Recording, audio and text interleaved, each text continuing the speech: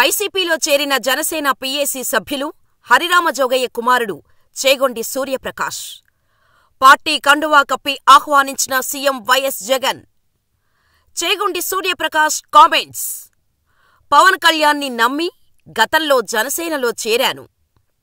పవన్ బడుగు బలహీన వర్గాలకు దగ్గరగా ఉంటారనుకున్నా. ఏ ఆశలతో వెళ్లానో ఆ ఆశలన్నీ నీరుగార్చారు. పైకి కనిపించే పవన్ వేరు, తెర వెనుక వేరు. 6 సంవత్సరాలు పనిచేస్తే ఇప్పటికీ అరగంట మాత్రమే నాతో మాట్లాడారు. నేతలకు కూడా పవన్ విలువ ఇవ్వరు. చంద్రబాబునో లోకేష్నో సీఎం చేయడానికే పవన్ పనిచేస్తున్నారు. అంతే తప్ప పార్టీ అభివృద్ధి కోసం పని చెయ్యలేదు. పార్టీని నమ్ముకున్న వారంతా పవన్ని నమ్మి మోసపోయారు.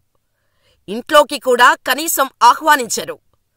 సినిమా హాల్లో టికెట్ కొనుక్కున్నట్టు ఇంటి బయట నిలబడాలి. పీఏసీ సభ్యులుగా ఉన్నా కూడా స్వేచ్ఛగా మాట్లాడే అవకాశం ఇవ్వలేదు.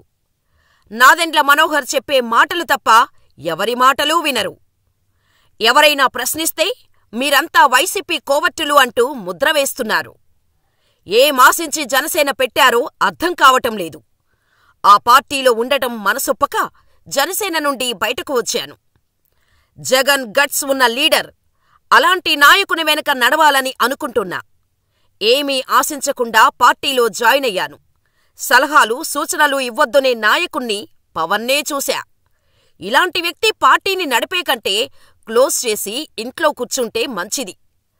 అవసరం ఉన్నంతసేపు హరిరామజోగయ్యని వాడుకున్నారు. టీడీపీతో పొత్తు పెట్టుకున్నాక జోగయ్యను ఎందుకు వదిలేశారు?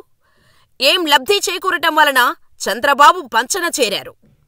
వచ్చే ఎన్నికలలో ప్రజలు తగిన గుణపాఠం చెబుతారు. జనగుండల గుడి కట్టడమే జగను ఎజెండా.